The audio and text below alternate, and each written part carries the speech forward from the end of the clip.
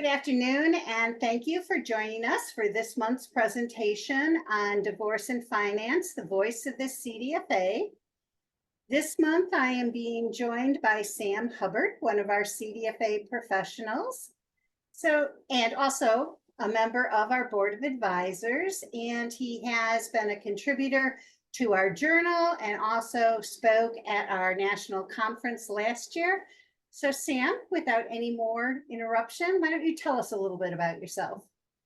I'm born and raised in Savannah, Georgia. This is where I currently have my practice. I'm both a divorce financial analyst and a financial advisor. Prior to launching these two firms in Savannah, I worked in New York City for a large financial firm. Did you come home to Savannah, or did you move from New York to Savannah? I moved from Savannah to New York, and I wanted the Wall Street experience, and then back to Savannah about 8 years ago to raise a family. I've only visited once and I loved it. And I keep putting it on our list of places to go on vacation. And my husband is like, well, after we go here, we can go back there. It's a great city. It's a great city to raise a family in. So why did you decide to make divorce part of your financial advising practice? Well, I obtained the CDFA designation in 2014. So I've had it for approximately 10 years now. I was working for, as I mentioned earlier, I was working for a large financial firm in New York City at the time. And really, I just stumbled across the CDFA designation in some sort of financial article that I was reading at the time. It looked and sounded incredibly interesting. So I looked into the designation a little bit more and did a lot more research on it. And ultimately, I realized, almost immediately that it was something that I wanted to obtain. But I also, knew it was not something that I would be able to use right away while I was in New York City, because, and that's largely due to the fact that, larger financial firms limit their employees doing the full scope of CDFA's work. So when I left in New York City and returned to Savannah, I launched Coastal Divorce Advisors, which is a firm solely focused on divorce financial analysis. And, I'll just kind of jump back a little bit. When I was doing my original research on the designation, I also looked at the marketplace here in Savannah. And I realized that there was no CDFA or equivalent, no financial experts in the area. And so when I returned to Savannah, I had to work tirelessly to pitch the role of a CDFA and a financial expert to the local attorneys. And slowly but surely, my practice grew. And fast forward to today, which is I've been practicing for 8 years now. And I now have a CPA on staff. I have another CDFA located in Atlanta that I outsource some work to. And I also have an amazing and invaluable support staff member. That's great. I did mention that you are part of our Board of Advisors. You're starting your first year on our Board of Advisors. What prompted you to run for the board? Yeah, really, I believe in the profession and what we do on multiple levels. I think you can kind of look at that through a couple different lenses. So, starting at the client level, clients are arguably going through the most difficult time in their lives, at least from a financial perspective. We can make a huge difference to them. I mean, that's our objective, is to look at the numbers and looking at those numbers and running analysis will have a big impact for them. And that's where we can offer the value add. And so, like, for example, if I, am able to reflect what the opposing side's true income is, well, that can have a material impact on the amount of alimony and child support that the client may receive for potentially a number of years. Or if we find some hidden assets or undisclosed assets, whether that may be, say, in a tax return or in a bank statement, that could materially impact the total assets in the case. and what the client may ultimately end up with following the conclusion of the divorce. But, outside of the client, view or the impact to the client, I truly enjoy and like the idea of furthering the cause and reputation of the CDFA designation. Quite frankly, at least as far as I know, there's no other designation I'm aware of that directly covers and presents the financial aspects of divorce. What I've seen over the 10 years since I've gotten the CDFA designation and being a part of the CDFA community is a larger and larger embrace and acceptance of the role that CDFAs play in cases. Not only an acceptance by clients, but by attorneys and judges and other financial experts, quite frankly, that operate in this role that may not be CDFAs. And, lastly, I've enjoyed all of the connections that I've made with all the different CDFAs around the country. We meet at, you host these conferences, or the IDFA hosts the conferences. I meet a number of people at those conferences, have over the years. I stay connected with those individuals. I've learned that we all have our strengths and weaknesses specific in this field. It's a large field, even though it's a niche of divorce. There are so many different financial aspects to divorce cases. And what I've learned is we all feel comfortable asking questions of each other. And it's that kind of, that like sort of community that is invaluable to me. It's very rewarding.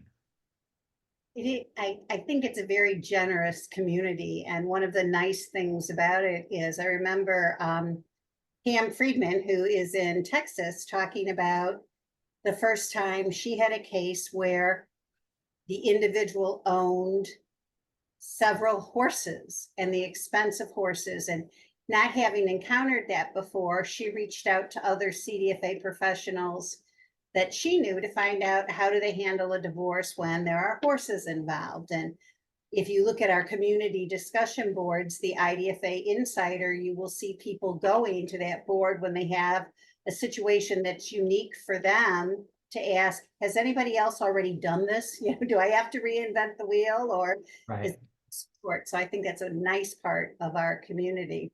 Yep, and Pam is exactly one of the individuals I'm speaking about. That's a perfect example. I met her at a conference a number of years ago, maybe in 2017 or something. We've stayed connected over the years, and the two of us rely on each other to answer each other's questions from time to time. You and I first started talking when you were in the process of getting ready to serve as an expert witness in a trial. And although many CDFAs never see the inside of a courtroom, many of them never serve as an expert witness, you have on multiple occasions. Can you talk a little bit about your experience as an expert witness? Yeah, so, testifying in court requires a certain personality. You have to be able to excel under pressure and take attacks or tough questions from the opposing attorneys while you're on the witness stand and you're kind of under the gun. It definitely, as you said, it's not for everybody. But what I found was the attorneys I worked alongside required it or wanted it. And I imagine many of the other CDFAs out there may find themselves in that very exact same position. There's a lot of adrenaline that comes along with preparing for a case that's going to go to trial, including interacting with the other professionals in the case, or, namely attorneys, prepping for trial. For example, I'm frequently talking to the attorneys on the night before trial at 8, 9, 10 o'clock at night because we're preparing for the case the next day. We may be analyzing the opposing expert's report that might have only been received that very day. Unfortunately, it does happen from time to time. And so, but you have to be very flexible. Many times I'm geared up for trial only to see the case be continued or to settle at the last minute. But overall, it's an incredible experience. And, I've learned a lot about myself doing and participating as an expert witness in trials. It's if you find yourself being called into a case to testify, my advice is call me or call someone that regularly testifies and ask for their advice and their guidance.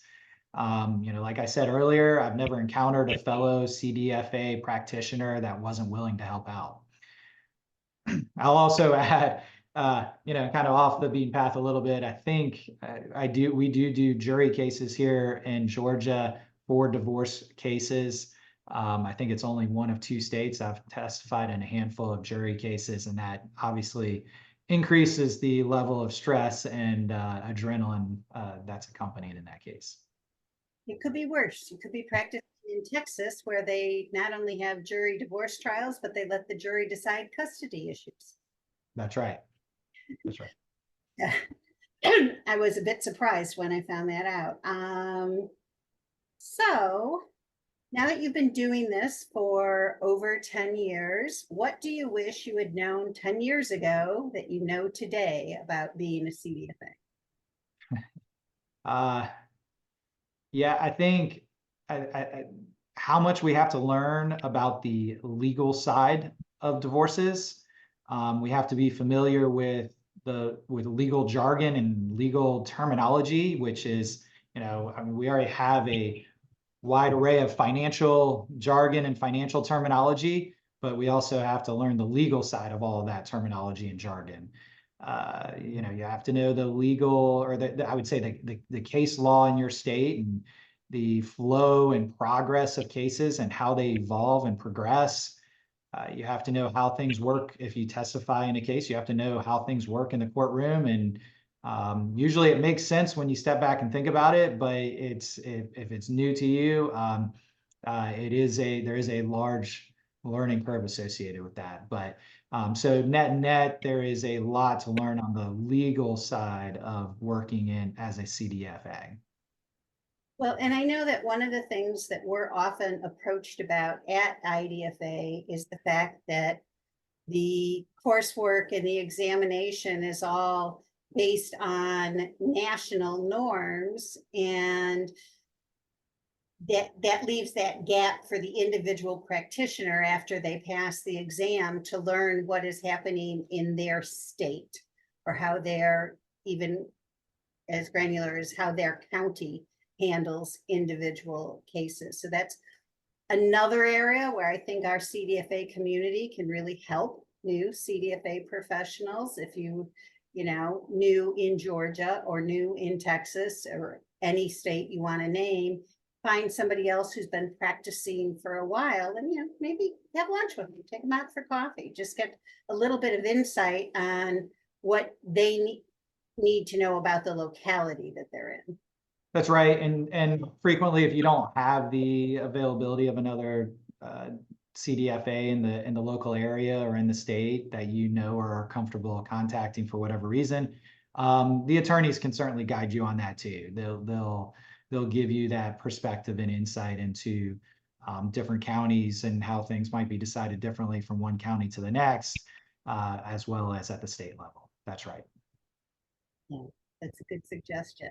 Thank you so much for your time today, and I'm looking forward to your 3 years of service on the board. I think you'll bring a lot to IDFA and help us advance the idea that,